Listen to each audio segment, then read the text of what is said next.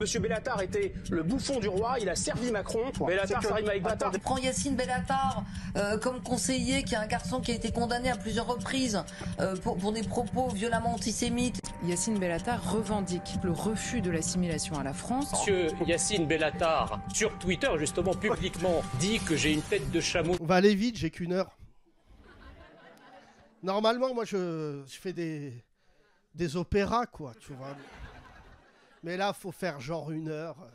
Vous évoquiez le voyage d'État, la visite d'État au Maroc. Dans cette délégation, il y avait l'humoriste controversé, condamné, Yacine Bellatar. Est-ce que ça vous a gêné qu'il soit là? Là, je suis obligé de remonter sur scène parce que c'est allé trop loin. C'est du velours. Tirant son nom du latin vilossus qui signifie velu, le velours est une étoffe rase d'un côté et couverte de l'autre de poils dressés très serrés, maintenus par les fils du tissu. Né dans l'actuelle région du Cachemire, les premiers fragments de ce tissu retrouvés datent de 206 avant Jésus-Christ en Chine. Au XIVe siècle, le velours arrive en Perse, où des marchands italiens l'importent en Europe. Gênes, Venise, Milan et Florence deviennent des centres importants du tissage de velours de soie. À cette époque, le velours n'est porté que par les religieux, les princes et les rois. Voici le pantalon qui a bloqué la France pendant 4 jours. Donc, mais touche, non mais pas là, frère, on se connaît, au mollet. Ouais. Donc déjà là, dans cette salle, bande de bâtards, il y en a, ils m'ont dit t'étais en jogging. Et moi, ce qui m'a le plus surpris dans un premier temps, et on vient de voir ce plan large il y a un instant, c'est qu'il va rencontrer et serrer la main du roi du Maroc dans un voyage officiel avec le chef de l'État. Il est en jogging basket. Non! Je vais tout vous raconter. Déjà, merci d'être là. Bonsoir. Mais il exaspérait surtout les Français avec cette présence. Oui, mais bien entendu, mais ça veut dire... Enfin, vous imaginez les gens de la bonne société marocaine se voir imposer la présence d'un voyou en survêtement? Ils étaient consternés. Ça a commencé avant l'embrouille, parce que j'étais en Afrique. En fait, j'ai fait une petite tournée en Afrique, car mon ami Wallace, vous connaissez Wallace, un grand humoriste ivoiro-marocain. Donc il y a vraiment des mélanges, voilà. C'est un Marocain né en Côte d'Ivoire. Aucun modèle économique, je vous dis la vérité. Et Wallace fait un festival qui s'appelle l'Afrique du Rire, qui réunit les plus grands humoristes africains. Et il m'invite, il me dit « Ouais, viens ». Donc moi j'y vais, et en fait c'est un festival mouvant, donc itinérant, donc on fait une date à Dakar, et ensuite à Casa. Donc j'arrive à Dakar, mais je devais aller à Bamako. Sauf qu'ils ont eu la mauvaise idée de faire un coup d'État, en fait. Et donc je me retrouve à Dakar en attendant de pouvoir aller à Bamako. Comme si, tu sais, tête de colon. Ouais, c'est à côté. Et donc, je me retrouve à Dakar. Est-ce qu'il y a des Sénégalais ce soir? Levez la main. Enfin, dans le noir. Dites juste oui. non, dites oui. Parce que je verrai pas. Ça va, il va y avoir un moment de gêne. Ça fait 8 minutes que je suis... Bon. Et donc, je suis à Dakar. Génial, Dakar. Ah ben là, je le dis, s'il y a des Sénégalais, 2 voies. Ça y est, c'est arrivé chez eux, sur la route. Interdiction aux ânes. Ça, c'est important. Et donc, je joue à Dakar et tout. Et donc, je fais une prestation, plutôt bonne. Et là, on me dit, il faut que tu ailles à Casa. Donc, avion, j'arrive à Casa. Royal Air Maroc de nuit. Je ne sais pas pourquoi c'est un vol ou un go fast. Je ne sais pas. J'arrive à Casa. Et là, mon téléphone sonne. Et on me dit, Macron va aller au Maroc. Polo. Là, vous ne savez pas les autres. Mais pour les Marocains... franco-marocain, c'est comme si notre père et notre mère, ils se reparlaient. C'est vrai ou pas? Et là, ils me disent, est-ce que tu veux rester au Maroc? Écoutez bien. Comme ça, ça t'évite une empreinte carbone digne de Saddam Hussein. Je dis non. C'est important que je vienne en France et que je revienne au Maroc. Et ils me disent, on te confirme ta venue. Je le dis à personne. Les gens qui me connaissent, moi, garder un secret. C'est pour ça que je suis pas agent secret. Je donnerai le code et tout, de la bombe atomique, je m'en battrai les couilles et tout. Et je me dis, il faut que... Enfin, je veux dire, voilà, je connais le président, je pense que je coche les cases, quoi. Pour une fois, je suis français et marocain. Yacine Bellatar revendique. Il est franco-marocain. Il revendique en France en permanence le refus de l'assimilation à la France pour lui préférer l'Oumma. Et c'est lui qui est emmené là-bas. Et là, il m'envoie le mail du protocole, très important, en me disant « Tu pars, mais la veille ». Donc là, il y a tout qui se chamboule dans ma tête et tout. Je le dis à mes parents. Mon père, il me dit « Attends, donc... » De toute manière, il ne me croira jamais. Et ils me disent, on part dans 2 jours. Donc, il te reste 24 heures si tu veux faire des trucs et tout. Et moi, je suis le genre de mec, je vais faire des courses la veille du départ. C'est le truc du blédard, quoi. C'est comme si j'y allais en voiture. Et je me dis, faut que je sois stylé. Écoutez bien. Je trouve qu'il y a trop de modes. Moi, je m'habille assez simple. Je suis père de famille, j'ai 3 enfants. Et je ne peux plus être excentrique dans mes choix vestimentaires. Tu sais, il y a un moment, ma fille aînée, elle a 18 ans, sa sœur 17. Je m'habille comme s'il y avait des réunions parents-prof, quoi. Et là, je me dis, un peu d'excentricité. À côté de chez moi, il y a un mec qui vend des pantalons velours. Et je vais le voir. Il y a une voix qui me dit, fais attention. Je me dis, tu vas quand même pas y aller en costard. Tu sais, il y a un avion et tout. Faut une matière mi-agréable, mi-attention, je rigole, hop. Et j'achète 2 pantalons. Il y en a un autre, je le garde pour un autre voyage. Et beaucoup me disent, pourquoi cette couleur? Et vous avez raison. Pourquoi bleu ciel? Parce que ces baskets-là, ça, c'est des amis à moi qui ont fait ça. Ils sont dans la salle de la marque Opium. D'accord? Je vous raconte l'histoire. C'est des amis à moi qui ont un magasin fabuleux qui s'appelle Opium. Et ils ont fait une collab avec Jordan. C'est pas rien. Ça s'applaudit, ça, déjà. Et, tenez-vous bien, ils ont voulu rendre hommage au Maroc en faisant de la faïence. Donc, c'est une Air Jordan Gillige.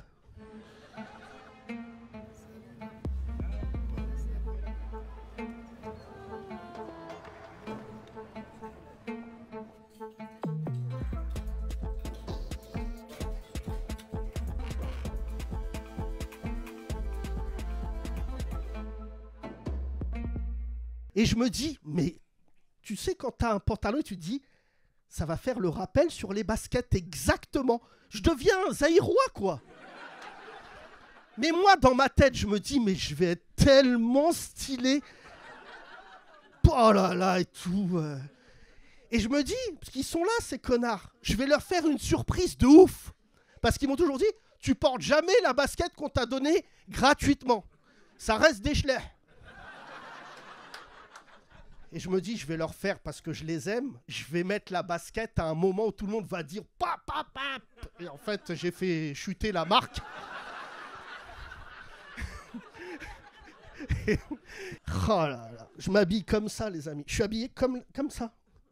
J'arrive, bon, il y a la délégation. 122 personnes, les patrons du CAC 40. Ils me voient arriver, déjà, ils me disent oh, Belzébuth et... J'arrive, je les vois en costard et dans ma tête, je me dis, ils sont tellement mal habillés. Je vous jure, je me dis, pff. Et là, je rencontre quelqu'un que j'aime beaucoup qui s'appelle Abdeltef Benazi, pilier de l'équipe de France, franco-marocain. Et il me dit, je suis content de te rencontrer. Je dis, bah moi aussi, t'es quelqu'un, quoi. Il me dit, c'est un beau voyage. Et là, je vous le dis, il y aura des moments d'émotion dans ce spectacle. Je vois l'avion de la délégation sur le tarmac. T'es pas chez Ryanair, hein. L'avion, il est là avant nous. Et là, je vois sur l'avion République française. Et je dis, waouh, je connais pas cette compagnie. Attends, là, c'est quand même un moment d'émotion parce que c'est un avion français qui représente la France, qui me ramène à mes origines. C'est un avion Rotaillot.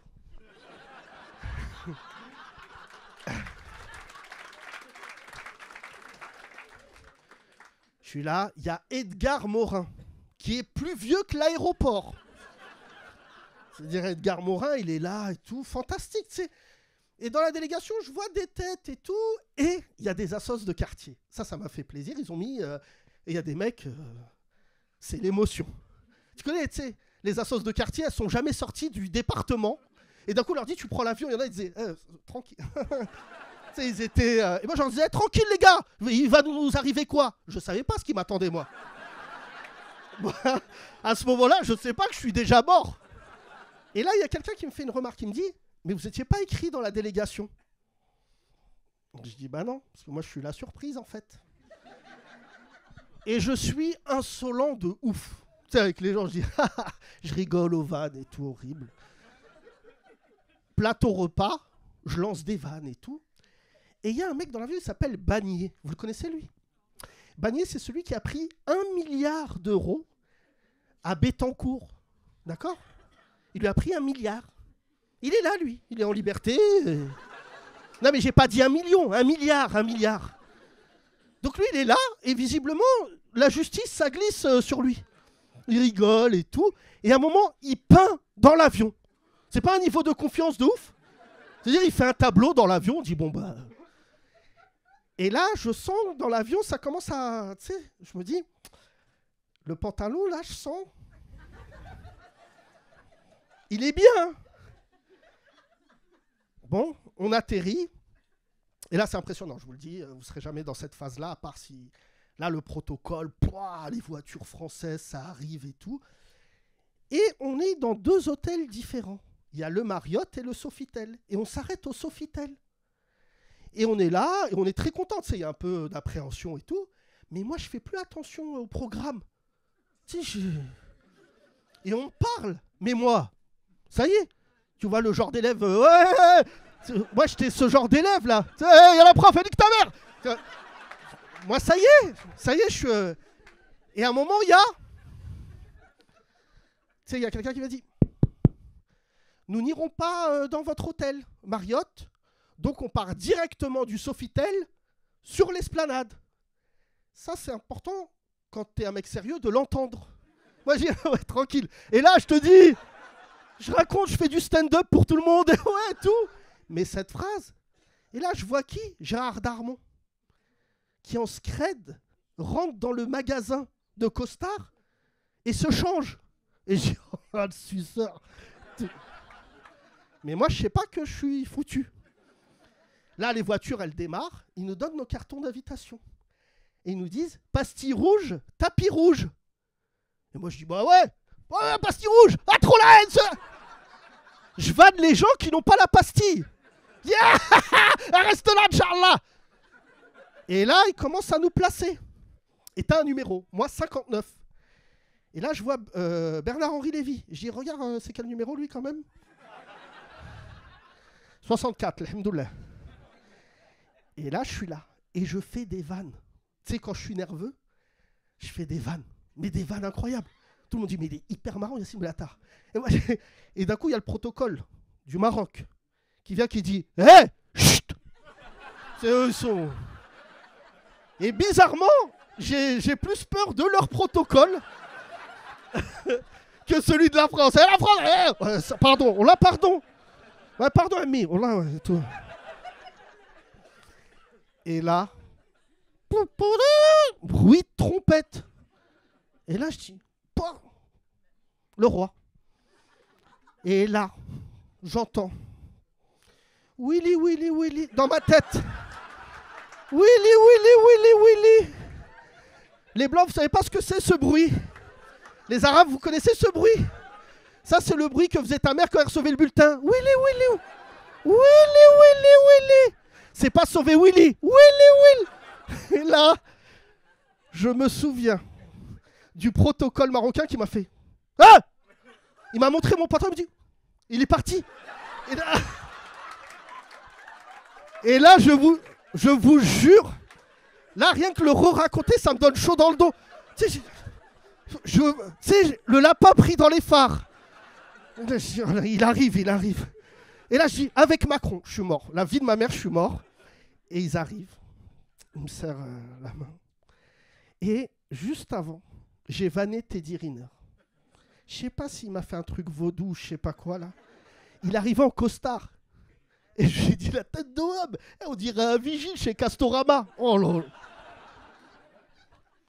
Et là, le roi passe avec Macron.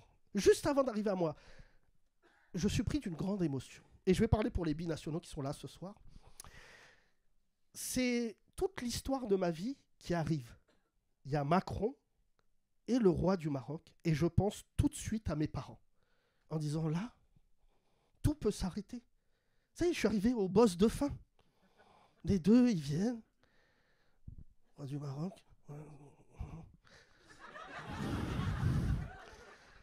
Macron, ça va ou quoi? Ah, c'est du velours, touche.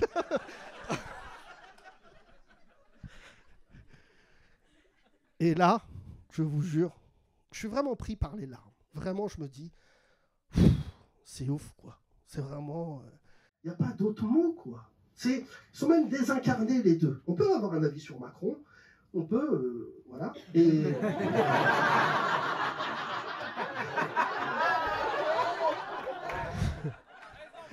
Hein? T'es vrai. C'est ce que les Blancs découvrent, là, c'est que les Arabes ici, Macron, démission bled, tout va, c'est super. Oh, le Maroc, mais c'est le futur, on l'a, c'est... J'ai pas d'avis sur le roi, ça fait longtemps que j'étais d'accord avec sa politique et tout, et véridique, je vous dis ça, moi qui ai été beaucoup en Afrique, j'ai vu le changement de vision, c'est-à-dire concernant le Maroc, car le roi du Maroc a favorisé les rapports sud-sud. Donc quand je vais au Sénégal, au Mali ou en Côte d'Ivoire, les gens me reçoivent comme un Marocain, pas comme un Français, parce que je crois que la France, on n'est plus trop apprécié. Et donc je vois ces deux vraiment grandes personnalités, je les vois arriver, je me dis, bah ça y est Yacine, ça y est. Et là, je marche, et je vais pas vous mentir, je suis un peu groggy, tu vois. Je me dis, waouh, c'est... Et là j'entends, Yacine Bellatar. Et il y a la tribune des journalistes, je dis, ça va? Et il me dit, oui, c'est CNews. Ah, le bâtard, il m'a eu. Et là, il y a le bordel. Les gens me demandent, on est sur le tarmac de l'aéroport. Pas du tout. On est sur l'esplanade du palais. Et là, il y a un mec qui passe devant moi, il s'appelle Sébastien Lecornu. Et je lui dis, ça va Sébastien? Il me dit, ouais, et toi? Je dis, ouais, ça va. Je lui dis, dis-moi, je t'ai vu chez Léa Salamé. C'est bien ce que tu as dit sur la loyauté envers le président. Et il me dit, merci, ça me touche que ça vienne de toi. Je lui dis, normal, c'est normal. Il me dit, j'y vais, tu vas dans quelle voiture? Je lui dis, je vais dans l'autre voiture, salut. Et là, je monte dans une voiture et tout. Je rentre à l'hôtel, mon hôtel. Et en fait, une des personnes du protocole dit, je suis désolé Yacine pour... Et moi, je vous jure, à ce moment-là, je dis, bah c'est pas grave. Personne ne va en parler. De mon pantalon. En fait, je suis pas encore connecté avec vous ici. Et elle me dit, mais parce qu'en fait, tu devais repasser dans ton hôtel, et en fait, on n'a pas eu le temps, donc je dis, ouais, t'inquiète, c'est pas grave, et tout. Je rentre dans mon hôtel, je monte les escaliers quasiment en larmes. Ceux qui m'ont vu là-bas, qui se demandaient pourquoi je pleurais, de fierté. Je monte, j'appelle mes parents, je dis... Et là, mon père, il dit, Selwell.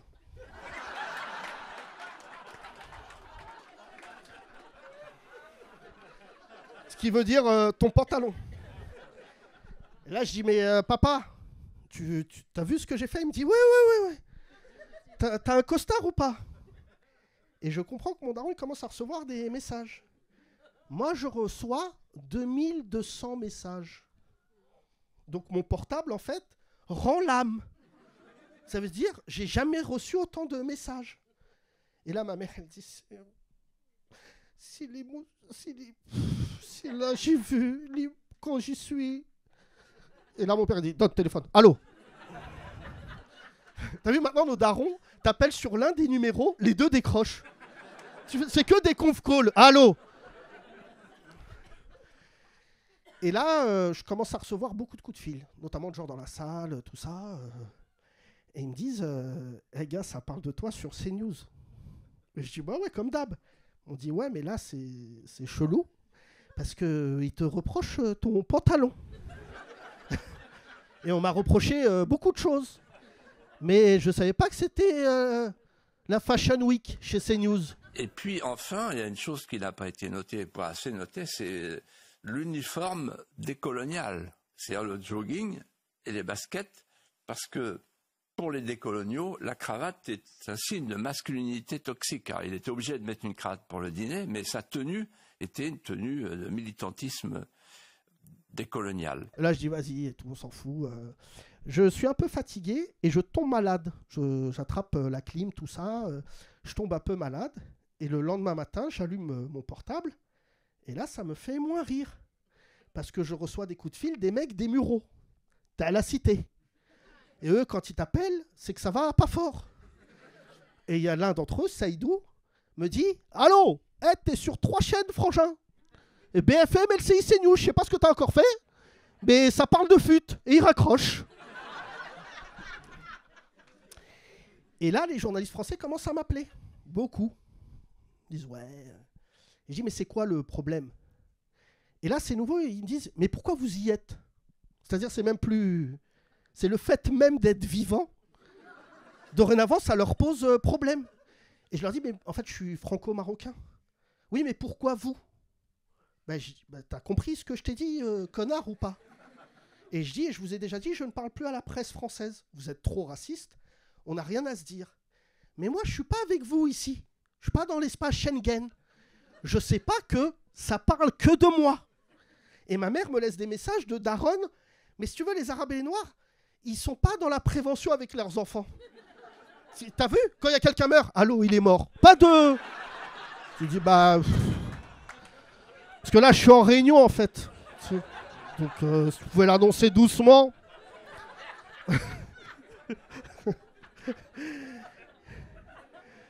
Et là, ma mère, elle dit, allô, Ouldi, allô, mon fils. Je dis, ouais, elle me dit, s'il vous plaît. Et là, elle me dit une phrase qui me fait mal. Elle me dit, puis c'est tellement l'injustice. Je dis, ah là, vous avez fait pleurer ma mère. Je vais vous montrer c'est quoi un mec de Marrakech. Là, je suis dans la délégation et toute la délégation me regarde en disant, ah ouais, c'est quand même chaud sa vie. Ça veut dire le fait de monter dans l'avion, ça a posé problème. Et je vais pas vous mentir, sur les 122 noms, il y en a quelques-uns de qui je parlerai jamais. Mais j'ai découvert aussi des patrons du CAC 40, des patronnes du CAC 40 qui vraiment étaient touchés. C'est en mode, c'est quoi le problème ? Et je leur disais, mais je sais pas ce que c'est le problème. Et déjà, pourquoi t'as pas de rebeu et de renois dans ton conseil d'administration, toi ? Parlez là avec moi. Bon là, ça commence à chauffer. Je veux plus parler à grand monde. Je reçois beaucoup de coups de fil et tout, de gens qui me disent, Yacine, là, ça devient un champ lexical pas bon, quoi. Ma mère, elle me dit, Cyril Hanouna, il t'a défendu. Envoie-lui un message, dis-lui merci. Ma mère... Sachez que quand j'envoie un message gentil, c'est en général ma mère qui dit « envoie ». Et le problème, je vous le dis ce soir, c'est quoi le problème ? C'est ça le problème. C'est quoi le problème ? J'ai fait quelque chose de pas bien. Et là, ça commence à très mal parler de moi sur les plateaux télé. Et j'en ai vécu des polémiques, n'est-ce pas ? Mais celle-ci, là, elle est plus technique. Et je comprends que je paye l'addition d'autres choses. Et à un moment, ça se convertit en « il aime pas les juifs ». Alors là, tu as pris un raccourci, parce qu'à la base, c'est qu'un pantalon en velours, quoi. Il n'est pas engagé, il est apolitique, ce pantalon. Et là, je me dis « ah d'accord, ils ont voulu jouer avec moi, ils pensent que je ne suis pas stylé. » Enfin, je vais faire un grand comeback dans le cœur des femmes. Ce soir, je vais m'habiller, on va voir sur le tapis rouge. Et là, j'ai mon costard.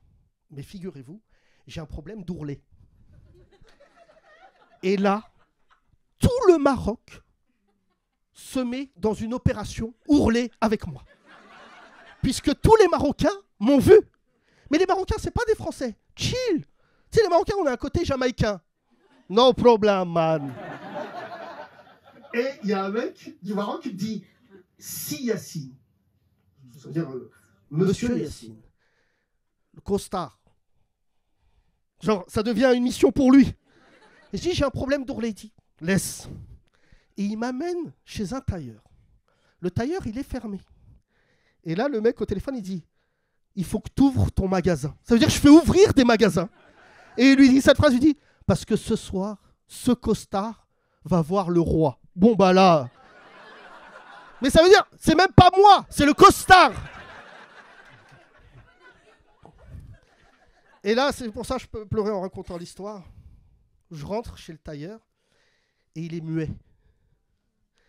Et on me dit, c'est le meilleur tailleur de Rabat. Et donc, il ne me parle pas et tout. Et je lui dis, voilà, l'ourlet, machin et tout. Il me dit, Je dis, ça veut dire ok, ça en muet ou pas? Je joue gros ce soir.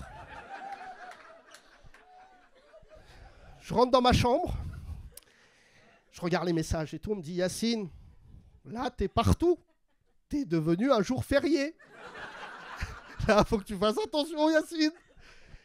Et là, vraiment, je sens que les gens qui m'apprécient me disent, ah, en fait, c'est ça le racisme. Mes amis blancs me disent, mais c'est chaud parce qu'en général, t'ouvres ta gueule et après on t'embrouille. Là, c'est, bah ouais, c'est ça en ce moment. Et je me dis, ok. Et là, Benjamin Duhamel m'envoie un message. Benjamin Duhamel, héritier médiatique. Il n'est là que parce que sa famille a une concession familiale sur BFM. Et j'avais déjà fait une émission de télé avec lui. Et il y a 1 an, jour pour jour, je lui ai dit, écoute, je ne parle pas beaucoup dans les médias, mon garçon. Donc viens boire un verre et tu vas voir qui je suis. Il s'assoit et tout. Il me dit, ouais, les islamistes. Je lui dis, alors je te mets à l'aise, t'as mon âge. Ou t'es pas beaucoup plus jeune. Arrête de rentrer dans des rhétoriques de vieux inconscients. Tu vas venir à mon spectacle, tu vas voir ma salle et c'est la meilleure réponse. Personne vient voir un djihadiste dans une salle parisienne. C'est compris? Ouais. Il vient assister au spectacle assis à côté de 2 collègues que j'aime beaucoup, qui sont Fari et Jason Brokers, qui étaient là ce soir-là. Néanmoins, Jason ressemble à un djihadiste, je l'accorde. Et quand je joue, je le vois dans la salle. Et je vois, il rigole. Et quand tu rigoles, tu peux plus mentir. Quelqu'un qui t'a fait rire, c'est quelqu'un que tu es obligé de cautionner. Parce que c'est une part de soi, l'humour. Et je le vois, il rigole. Le lendemain, on fait l'émission. Ça se passe bien. Et quand il m'appelle au Maroc, il me dit, est-ce que tu veux prendre la parole ce soir sur le pantalon? J'ai dit, bah, t'es sur Fashion TV, allons-y. Je dis, ok, je vais faire l'interview ce soir, mais je serai dans ma chambre. J'évite en général de faire 2 choses. Faire une émission où je ne suis pas sur le plateau et ne pas faire de direct. Parce que tu peux pas me piéger. Et là, je décide de le faire dans ma chambre. Bon, déjà, je filme le mur. Et il me dit, bonsoir Yacine Bellatar, bonsoir Benjamin Duhamel. Alors, vous êtes affilié à des musulmans, aux frères musulmans. Et là, je comprends que c'est plus le même mec qu'il y a 1 an. Et donc là, je me dis, ah, tu veux jouer la rue? La street? Et là, je lui envoie gauche-droite. Je lui dis, t'es là parce que ton daron, il t'a mis là. Ça y est, toute la France l'a entendu. Et là, je lui dis, arrête de me prendre pour un idiot. Je lui nique l'interview. Et je vous le dis, quand vous voyez un journaliste qui commence à vous piéger, faut niquer l'interview. Faut pas, oui, non, mais ce que je voulais dire, nique sa mère, voilà. Voilà, mais... On a plus qu'un sentiment que l'Élysée n'assume pas le fait que vous fassiez partie de cette délégation aux côtés du président de la République. C'est vous qui n'assumez pas l'idée de voir des gens qui s'appellent Yacine Bellatar ou tout autre nom à consonance être autre chose que des cibles et être éliminés du débat public. Mon frère, j'étais à Génération, t'étais encore à la fac. Moi, je viens du ghetto, mon frère, des médias, je viens de Génération. J'ai fait freestyler à Libby Montana. Tu comprends ça? T'es un ouf, toi, ou quoi? Et là, je vois, il est pas bien. Et le soir, je vais au dîner. Je suis très remonté. 20 minutes après, il y a le dîner. Et là, je dois aller chercher mon costard. Et je peux pas arriver en retard au protocole. Sinon, je suis viré. Donc, je retourne avec un taxi de Rabat. J'espère qu'il a encore sa licence. Je lui dis, je vais voir le roi ce soir. Ben, contresens, Dodane.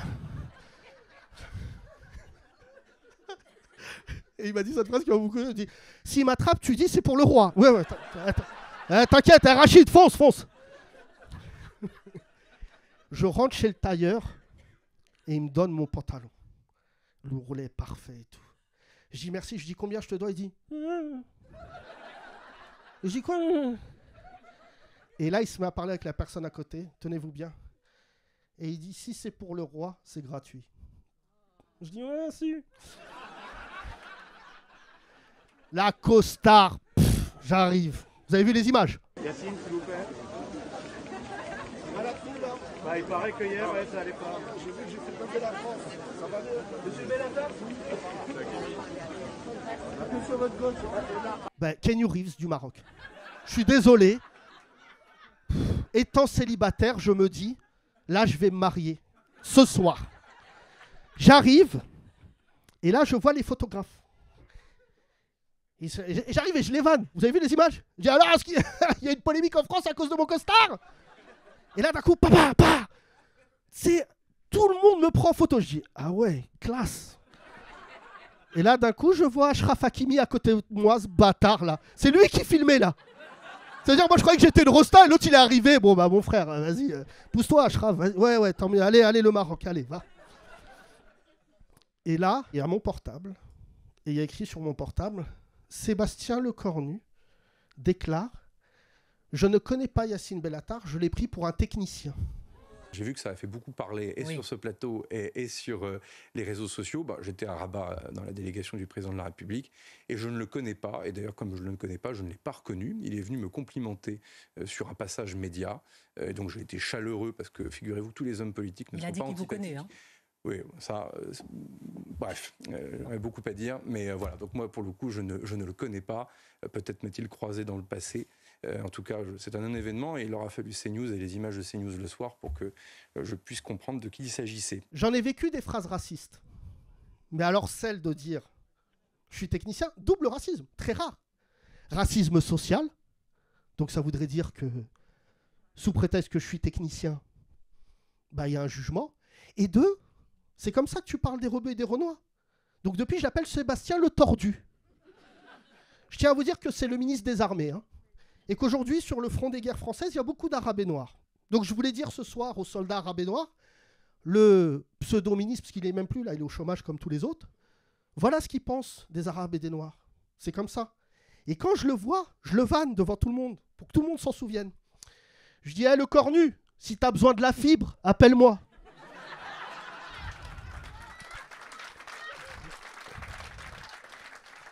Tu sais, t'es comme ça. Bon, on rentre, tout ça. Et là, je suis... Oui, Frangin, j'ai qu'une heure. Dépêche. Ah oui, il faut que tu changes de pays, frère. T'es d'où, toi? Du Maroc? Ah, de là-bas? T'es français d'origine marocaine? T'es marocain arrivé en France?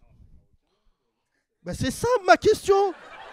Mais t'es cru à la CAF ou quoi? Puis tout à l'heure, il fait des feintes. Non. C'est un ni oui ni non du Maroc. Non. Sébastien Lecornu. Hein? Je suis marocain, oui. Ah non, pas du tout. Ah, tu les as pas dans le bon ordre? Non. Non. Là, c'est incroyable. Je sais que les Blancs, là, ils disent, mais même eux, ils sont en embrouille. Oui. Mais les Blancs, c'est pour ça qu'on ne gagnera jamais. Même entre nous, piranha. Alors, j'explique. Je suis né à Conflans-Sainte-Honorine en 82. Ça, tac, France. Clinique des Tilleuls. Mon père, il est arrivé. Djali, il est à moi. Et un jour, j'ai décidé d'aller vers la nationalité marocaine en disant je veux aussi être marocain. Pourquoi? Les cheveux, les saveurs, les contrôles de police, je vois bien qu'il y a un problème. Le Maroc, voilà. Donc juste, j'ai qu'une heure. Bon là, sinon j'aurais fait 30 minutes sur toi. Et si je m'appelais Redouane Bougaraba, j'aurais fait 2h08. Et là, il y a le dîner. Je ne peux pas vous parler du dîner tellement c'était fabuleux. 300 personnes. Tous les Marocains, les hommes politiques marocains, les femmes politiques, m'ont vanné sur mon pantalon. Tu connais le Maroc? Tu sais, ils disaient, ça, le costard. Tous, c'est des ministres, tous, ah, c'est bien. Ouais. Et j'aurais voulu que côté français, ça se passe pareil. C'est une petite vanne, quoi. C'est un pantalon. Et ça m'a touché parce que le côté marocain était beaucoup plus doux avec moi. Ils m'ont dit, c'est ton pays. C'est ton pays ici. Ils me disent, te prends pas la tête. On est fiers que tu sois là et on est heureux que tu sois dans la délégation. Alors que les Français, je sentais qu'il y en a, ils disaient, faut pas qu'ils soient à côté de moi. Faut pas... Je rentre et le lendemain, c'est le départ. Et mon équipe me dit, fais gaffe en rentrant et tout, parce que c'est vraiment chaud là sur tes côtes. Je prends l'avion et j'ai un coup de cafard de ouf en disant, un corps et tout, j'étais sorti du débat public, j'ai pas envie de m'embrouiller, parce que je suis bon en embrouille. Et là, j'ai les mêmes problèmes que Hulk. Tu vois, Hulk, il travaille. Tu sais, il a un CDI. Il est pas... Il y a des gens qui disent, ta mère, c'est une pute. Et voilà. Alors que lui, il veut juste travailler. Dans l'avion et tout, je vous jure, je mets la couette sur mon visage et je me dis, ça... relou, là. Relou. On atterrit. Et je vous jure, il y a un flic qui vient me voir, qui me dit, Monsieur Bellatar, vous êtes bien arrivé et tout? Ouais. 3 choses. Restez chez vous de préférence. Ne voyez pas de femme seule. Et ne buvez pas dans n'importe quel verre. Et il part. Et là, je dis, attends, excuse-moi là, parce que c'est beaucoup d'infos. Moi, j'ai juste mis un pantalon, quoi. À quel moment c'est le champ lexical de James Bond? Non, mais là... Je rentre chez moi. J'allume la télé. Et là, faut pas le vivre. 3 chaînes en simultané qui parlent de moi. Ça veut dire, je zappe et je vois mon nom dans le bandeau, là. Et il y a des gens qui parlent de moi. En disant, c'est une erreur stratégique de l'emmener. T'es qui, toi aussi? Tu veux que je te nique ta mère? Et je commence à faire une liste. Tu sais, comme John Wick. Lui, je m'en occupe. Et on va se voir. Et là, je suis torse nu dans mon salon. Allez. Et là, vous me connaissez pas, je suis seul chez moi en disant alors on est qui nous? Je suis fou, possédé. Et là, je vois le papier de Sophia Aram. Eh ben, Sophia, c'est une franco-marocaine. Mais vu qu'elle passe sa vie à chier sur les musulmans, en fait, on l'aime pas beaucoup, Sophia. Et vu qu'elle a reçu un Molière, c'est pour ça que je peux le dire, je suis le meilleur humoriste français. J'ai pas besoin de leur prix. Quand tu as donné un prix comme le Molière à Sophia Aram, ça y est, moi je suis Zidane.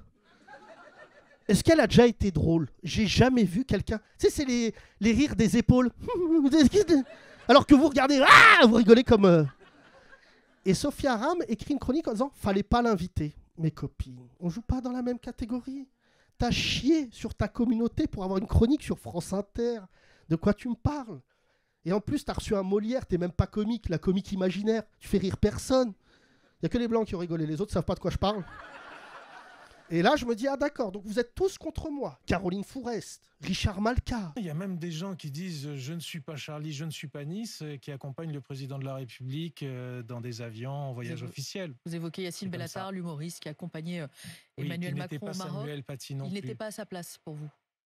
Ah bah, je crois, enfin, quelqu'un qui dit que Samuel Paty a craqué, qui anime le gala du CCIF, dissous par un ministre de ce président, qui dit qu'un ministre de ce président n'a pas sa place dans le 9-3, qui dit qu'il n'est pas Nice, qu'il n'est pas Charlie Hebdo, et qui est condamné pour menace de mort, alors que nous, on passe notre temps dans les salles d'audience à dire que c'est grave, et qui se retrouve invité sur nos fonds par le président de la République, en majesté, c'est moralement obscène. Tout le monde. Et là, je me dis, mais attends, là, il y a un problème. Il n'y a plus de gauche, il n'y a plus de droite. Je suis attaqué par les deux. Et je le prends très mal, en disant, ah d'accord, vous voulez me broyer en fait. C'est ça maintenant la France. Quand il y a un Rebeu ou un Renoir qui avance, vous voulez nous broyer. Et là, je suis enfermé chez moi et je me dis, il faut que tu te calmes. Il faut que tu te calmes, Yacine. Ne réveille pas ce démon. Ne réveille pas ce démon. Et là, je me dis, il faut que je reste chez moi toute la journée. Et je reçois des textos de gens qui me disent, ça va et tout, mes gardes du corps viennent. Me disent, descends, alerte rouge. Je te le dis, c'est chaud, de ouf. Donc on va rester ici et tout. Joue à FIFA, Et moi, je suis possédé. Je dis, vous savez pas qui je suis? Oui, mais chez toi. On sait pas qui. Et là, le soir, je décide d'aller chercher mon fils à l'école. Je suis séparé de la maman et je décide d'aller le chercher parce que je voulais voir mon fils. Et j'arrive et tellement j'ai eu de pression, quand je vois mon fils sortir de l'école, je pleure. Donc je pleure et je l'attrape, je dis ça va et tout. Il me dit mais ça va tout. Et mon fils il dit mais il est très émotif mon daron. Quoi. C'est pour mon bulletin, tu pleures pour mon bulletin. Et je marche avec mon fils et mon fils je dis tu sais que j'étais au Maroc, il me dit ah oui. Sale bâtard. Eh ouais papa, tout le monde m'en a parlé dans la cour. Et là mon fils me dit mais qu'est-ce que t'as fait? Bonne question mon fils. Et je dis j'ai vu le roi du Maroc et le président il me dit ouais c'est ce que je disais à mes copains. Mon papa il a vu tout le monde et tout et donc du coup mon copain Stéphane il m'a donné son dessert. Donc mon fils profite de mes problèmes. Et là la machine déroule. Parce qu'en fait une polémique je vous explique. Ça commence le lundi et ça se termine le samedi d'après. Pendant une semaine ils vont parler de toi. Et ils sortent mon casier judiciaire. Et pour ceux qui ne le savent pas, moi j'ai mauvais caractère. Je m'énerve vite. Et en fait, j'ai pas de retenue dans mes embrouilles. C'est mon côté algérien.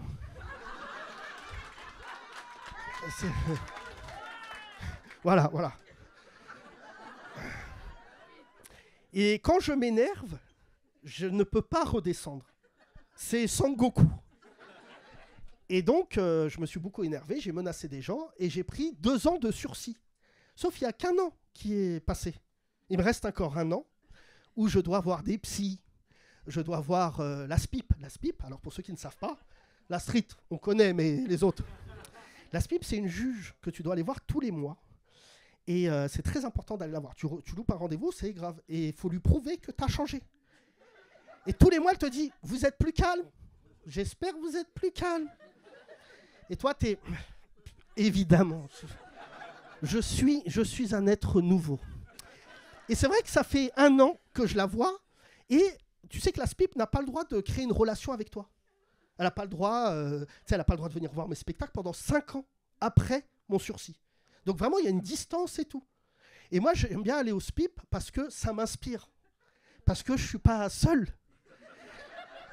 Et donc, je vous raconte une anecdote. Quand je vais au SPIP, je suis VIP. Ils ne veulent pas me mettre avec les autres fous furieux.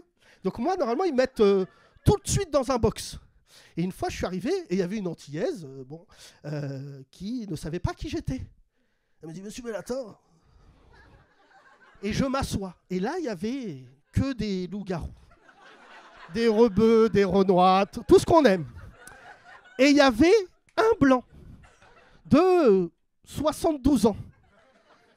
Et tout le monde le regardait en mode... Et là, il y a une des carrières, elle a dit « Pédophile, va !» Ça, déjà, la première vanne, j'ai chialé de rire. Mais la deuxième, c'est un rebeu, il a dit « Elle est tellement yeuve, c'est les brigades du tigre, ils l'ont arrêtée. » Et on croit on est drôle, mais la street... Et moi, ce que j'aime, c'est que quand tu es dans les box, les murs, ils sont très fins. Donc, tu entends ce qui se dit à côté. Et moi, souvent, quand elle me parle, je le dis ce soir, je suis désolé si elle regarde le spectacle, j'écoute surtout à côté. Et une fois, elle me parlait, j'entends. Donc moi, je suis pas dans Daesh. Le gars, il dit... Et je me dis, attends, mais lui, je veux le voir. Non, mais qui sort cette phrase? Non, moi, Daesh, non. Et là, bon, ça, c'est toute ma vie. Il sort, il me voit, il dit, Yassine. Et là, la SPIP, elle doit se dire, il me raconte pas tout, lui. Et donc, écoutez bien le sacré, j'ai qu'1 heure. Là, la SPIP, je dois aller la voir. Mais c'était 2 semaines après mon arrivée. Et je suis en train de marcher dans la rue. Je marche. Et je vous le dis ce soir. Je marche, les larmes aux yeux, parce que je veux pas que les fachos ils se disent « on l'a touché ». Je marche dans ma ville, à Paris, tête haute, et je vous emmerde. Mais je sais pas où je vais, hein, quand vous me voyez. C'est-à-dire, je marche. Et là, je reçois un texto que je vais vous lire de ma SPIP. Vous êtes prêts? Monsieur Bellatar, vous traversez une épreuve très douloureuse et j'en suis désolé pour vous. Restez entouré le plus possible, surtout la nuit. Et là, elle m'écrit, en cas d'urgence, contactez le CPOA de Sainte-Anne. Ouvert 7 jours sur 7, 24 heures sur 24. Les psychologues et psychiatres sont soumis à un secret médical. Faites-leur confiance. À demain, si nécessaire. Et là...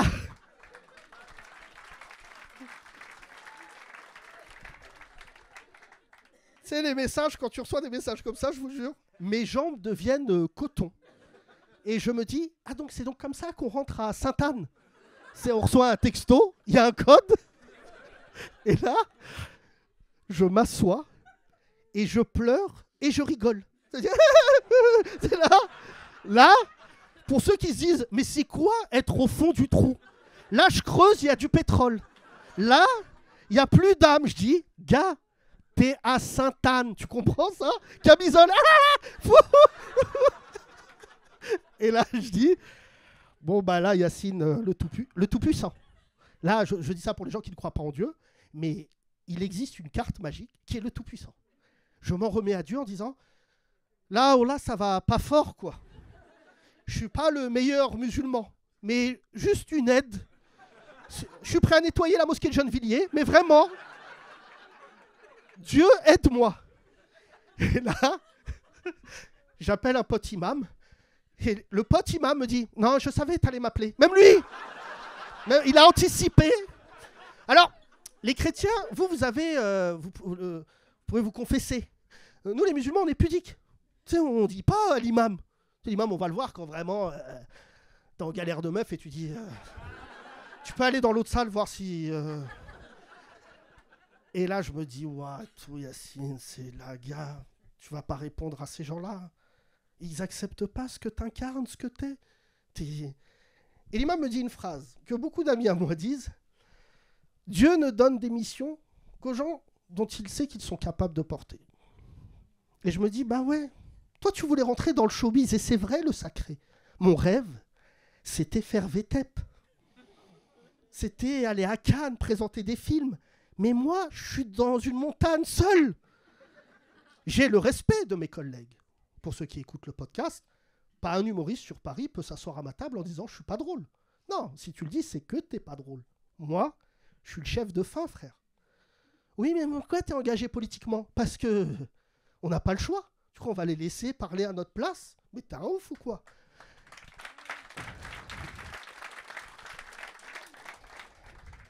Et là, mon père me parle. Et moi, mon père, faut pas trop lui parler parce qu'il est plus énervé que moi. Il dit, va sur les plateaux, va. Non, papa, c'est pas... Macron me dit, laisse tomber. Je dis, toi, c'est facile, toi. Il me dit, laisse tomber. C'était un beau voyage. 13 milliards d'investissements. La France et le Maroc vont travailler ensemble. C'est toi qui parlais. Les visas, merci les blédards. Et là, il me dit, laisse. Et je me dis, si lui, il me le dit, il faut que je mette une carapace. Mais j'ai beaucoup d'amour de la rue. Oh, le sacré. Et j'appelle un collègue à moi qui s'appelle Malik Bentala. Et Malik, il me dit, il faisait du footing, parce qu'il veut maigrir, Zama. Il me dit, ah, vas-y, frère, t'inquiète. Il me dit, t'inquiète. Il me dit, les chauffeurs-livreurs, ils s'arrêtent dans la rue. Ils disent, on est avec toi, frère. Je dis, ouais. Il me dit, quel homme politique est un chauffeur-livreur? Il dit, on est avec toi, frère. Et Malik a trouvé les mots. DJ Snake me dit, je sais pas ce que tu fous avec Macron, mais je comprends le voyage. Et tous mes collègues, parce que comme ça, on n'a pas l'air fédéré. Quand vous nous voyez, on a l'air vraiment chacun. Mais on se parle, les humoristes. Nous sommes une corporation où les uns les autres, on essaye de prendre soin l'un de l'autre quand on est légitime. Et c'est vrai que je marche dans la rue, et la rue me réconcilie avec mon pays. Oh là là, les taxis, les chauffeurs-livreurs, la street, quoi. Les contrôleurs RATP, les femmes voilées dans la rue, elles disent « Voilà, subhanallah,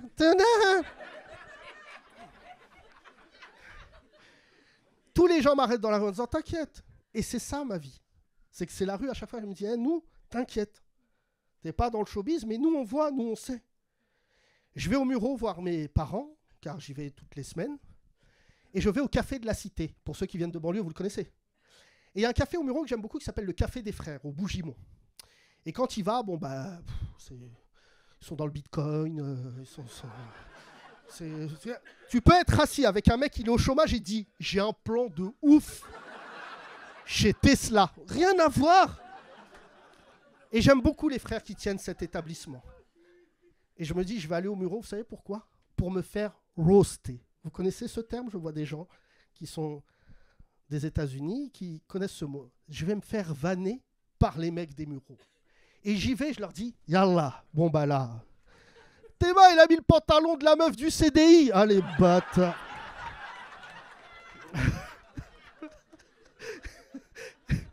Un bâtard, il a dit, hey, il a pas d'oseille pour acheter le haut. Oh là là. Et plus il me vannait, c'est pour ça que j'aime les Mureaux. Les gens qui viennent du 78 connaissent très bien cette ville. Tout le monde te vanne. Le maire des Mureaux m'a vanné. Ça va pas trop loin. Tu sais, le maire des Mureaux dit, bah Yacine, j'ai vu, quand même un pantalon. Qu'est-ce que tu fais? T'as pas de pantalon, t'as pas d'argent? Qu'est-ce que tu racontes, toi? T'es maire depuis 37 ans, de quoi tu me parles? Et ça m'a remis en confiance. Les gens ont commencé à me vanner du style, eh gars, si je te vanne, c'est que c'est pas grave, vas-y et tout. Et là, Dieu m'a envoyé un message clair qui allait me sortir. L'élection de Trump. Alhamdoulilah. Vous savez, j'aime pas Trump, mais là, je l'ai soutenu. J'étais devant ma... Ouais, Kamala, désolé, c'est pour un truc de velours, je t'expliquerai. La vie reprend le sacré. C'est obligatoire. Je n'avais pas prévu de monter sur scène. J'ai écrit ce spectacle en 2 jours. Et je me suis dit, ah ouais, c'est ça qu'il faut que je fasse. Je vais aller sur les plateaux, je vais m'embrouiller avec eux. Et à la fin, ça a commencé à me toucher. Ils ont dit, je suis antisémite. Et en fait, je vous le dis ce soir, il y a un an, il s'est passé quelque chose. Lors du 7 octobre, j'ai été comme beaucoup de Français, comme beaucoup de musulmans, j'ai été très affecté par le 7 octobre. Voir des gens dans un festival se faire tuer et tout, c'est éprouvant. Et de par ce que je suis, de plein de manières, je suis touché. Je suis père de famille d'une fille de 18 ans, une autre de 17. Si elle me disait je vais à un festival et elles se font tuer, je serais très affecté. Je pense aux parents, les otages, tout ça. Et depuis 1 an, je milite, non plus du côté palestinien, israélien, pas du tout. C'est une histoire d'humanité dorénavant. Et c'est vrai que depuis 1 an, j'ai perdu beaucoup d'amis des 2 côtés, qui me disent « Ouais, mais il faut comprendre. » Il n'y a rien à comprendre, frangin. J'ai pas envie de recevoir ces vidéos-là.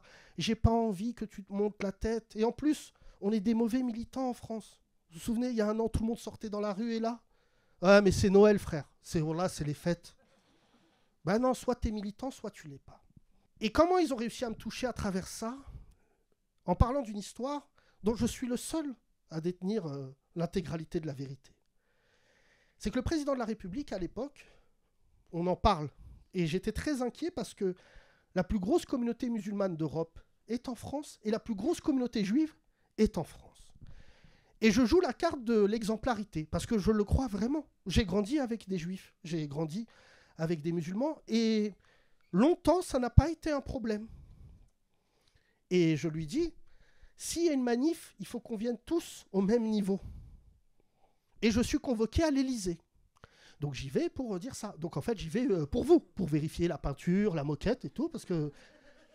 Et j'y vais et je leur dis, voilà, s'il y a une manif, je pense, je ne suis qu'un musulman. Je n'ai pas d'assos et tout, je vous parle en mon nom. On ne viendra pas si ce n'est pas un truc dans l'égalité. Et je sors et on me voit sortir. Et vous avez vu, ça a donné lieu à des... oui, c'est le visiteur du soir. J'étais là à 15h enculé de ta race. Et ils m'ont attaqué là-dessus en disant c'est Yacine Bellatar qui a dit au président de la République de ne pas manifester. Yacine Bellatar, comme conseiller, qui est un garçon qui a été condamné à plusieurs reprises pour des propos violemment antisémites, des attaques contre des personnes juives, etc. Le président de la République n'est pas allé manifester parce que M. Bellatar lui aurait dit que ça risquait de mettre le feu aux cités. Pas du tout. Pas du tout. J'ai eu toutes les instances juives et je leur disais, les amis, on se met côte à côte. Vous ne pouvez pas donner un nom à la manif et nous dire de venir. Vous l'appelez, si vous voulez, manif du foot en salle et des kebabs, on vient. Mais ne dites pas antisémitisme sans parler d'islamophobie, je vous le dis. Et depuis 1 an, je tiens cette position. Depuis 1 an, je dis, faites attention à ce que vous dites, ça a des conséquences. Jamais nos communautés n'ont été aussi éloignées. Jamais dans l'histoire de notre pays, on a autant été face à face. Et qui nourrit ça? L'extrême droite.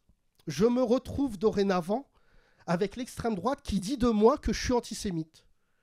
Mais j'ai l'impression que Marine Le Pen, elle a oublié qui était son père. Au moins, ce qui était bien avec Jean-Marie, c'est qu'il était constant avec les Juifs. Tu sais, il n'a pas dit à un moment, ils sont gentils. Il a tout le temps gardé son créneau. Et ma peur, et aussi mon envie, c'était qu'il meure pendant ma polémique velours. J'aurais trouvé le symbole, tu sais, qu'ils voient, ils disent « Ah, lui !» et il meurt d'une crise cardiaque. Beaucoup de gens me disent « Oui, mais pourquoi tu fais de la politique ?» Je ne fais pas de politique, j'ai pas de mandat, mes amis. Mon seul mandat, il est sur scène. Macron, dans 2 ans, il est plus là, et moi, je ferai encore des spectacles. Mais je ne peux plus tourner le dos à l'histoire de notre pays. Faut arrêter les Arabes et les Noirs dans l'entertainment, dans le foot. Ça y est, on a tout gagné, mon frère. Et en plus, tu finis par être un négro ou un bougnoul. Regardez Mbappé. Aujourd'hui, jour pour jour, il y a 2 ans, il a marqué un but contre l'Argentine, vous vous souvenez? 2 ans après, il est chez Mouloud en disant « Moi, j'aime bien les pizzas. » Mais qu'est-ce que tu fais? Qu'est-ce que tu fais? Ce pays n'a aucune reconnaissance pour les Arabes et les Noirs. Parce qu'en fait, on est des tirailleurs. Encore aujourd'hui, on est de la chair à canon. Le seul moment où j'ai vu qu'on pouvait y arriver, je suis assez défaitiste par moment, c'est quand j'ai vu Bruno Retailleau manger du couscous au Maroc. Quand je l'ai vu, je vous raconte, c'est pas bien, mais je peux vous le dire ce soir. J'attendais ce moment. J'ai yarpé. Qu'il croise un couscous. Et quand je l'ai vu prendre la cuillère et faire « Ah !» j'ai dit « Il mange du couscous! Il mange du couscous !» Non, vraiment, je suis abasourdi par ce qui se passe. Je monte sur scène, je n'avais pas prévu de monter sur scène. Beaucoup de gens me disent « Est-ce que ça va ?» Non. Il y a mes parents ce soir. Le diable me parle souvent à l'oreille. Il me dit hey, « Vas-y et tout. Arrête de vivre. C'est trop. » Et j'ai dit ça dans mon podcast. Parce que j'ai un podcast qui s'appelle Les 30 Glorieuses.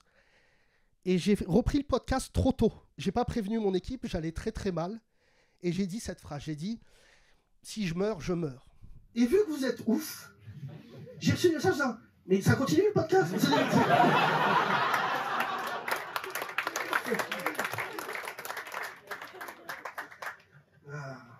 Le shaitan chez nous s'appelle Iblis.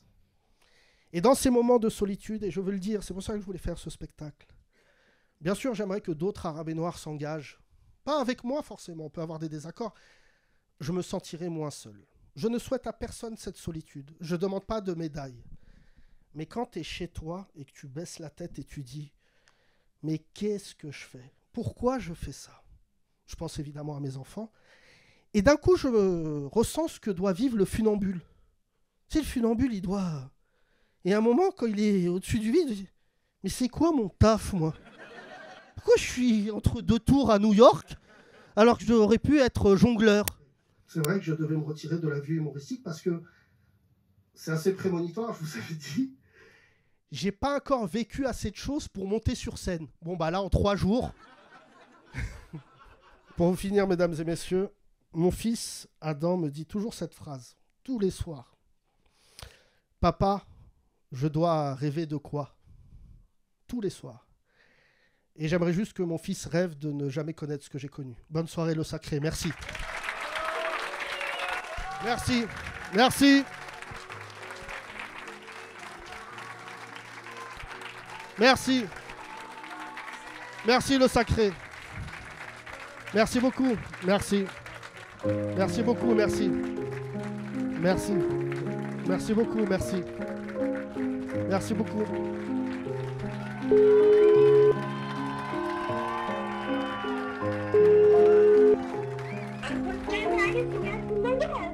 فين عمتي لاباس عليك؟ تعالي كده حبيبي لاباس عليك كلشي بخير غدا وتتشرفي وشرفت انت شرفتي وليتي بالحياة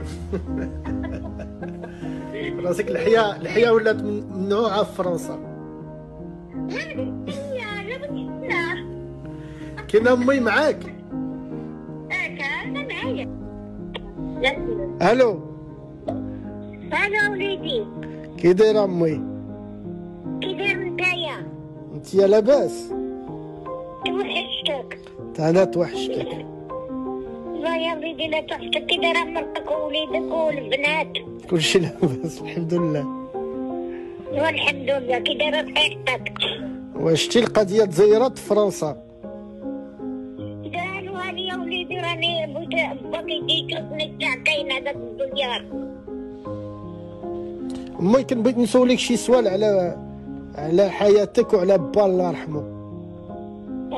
ندير معاكي استجواب. كي شنو السؤال؟ اشنا هو؟ انت امتى تزدتي؟ راه عندي لا كارت لك حبيبه امتى زايده. ولكن انت ما عرفتيش امتى تزدتي انت؟ لا قالوا قولي لي شحال امتى زايده. وين ما يمكنش ما تزدتيش في 36. وحسن زاد في 51. ايوا هو دايرين امي ما حزب ما حطش ليها لا دات اتصال. امي واش بوي انا زوجني بايا كاع ما حاضره يعني ما حاضره حتى حاجه. ومني تزوجتي مع با مشى للعسكر؟ تزوجتي معاه مشى للعسكر؟ لقيتو في العسكر هو لقيتو في العسكر مشى باقي عذري كاع ما مزوج. علاش هو مني دخل في العسكر شحال كان في عمره؟ وكان عمره كثير ما عرفه 26 ولا 27. وشحال هو كان في العسكر؟ شحال من قال لي مشيت العسكر على خوتي خلاني با 7 اولاد. إلا كيف نمشي أنا لفرنسا يقول لي فرنسا أنا ما كنتش من قال لك أنا راه جيت فرنسا دخلنا لها قال لك لقينا نصرانيات محسنين روسهم وتنقطوا ربع من الأرض وتياكلوا أنت أو تندخلوا قال لك لا الودان قال لك ولا شي حاجة تنقعدوا في الوادي يومين ما تنخرجوا من الماء. وتضرب با في الحرب؟ في الحرب تضرب؟ لا يا وليدي واحد اللي كاع نهار ندلو عليه منا واحد الطرف دايرين لي غير حديده. ما خلى طاليان ما خلى كاع حرب با ما مشالي قلت له الحرب مشالي. قال لك تنحفروا القبر بالنهار تنبقوا نحفروا القباري وفي الليل تنرقدوا فيهم ونديروا الميت فوقنا. شحال عندك الولاد مع با؟ 11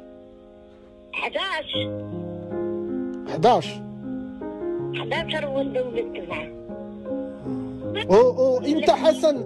امتى حسن جا لفرنسا؟ حسن كنا في عمره 22 ولا 24 ولا 20 ما بديت نكذب. وبقى فيك الحال مني مشى؟ ويا بكينا. بكيت كاع انا تنبكيو عليه مالو باغي يمشي لفرنسا حيت هو ملي جاو النصارى كان تيقراو مع ولاد النصارى هو وفاطمه.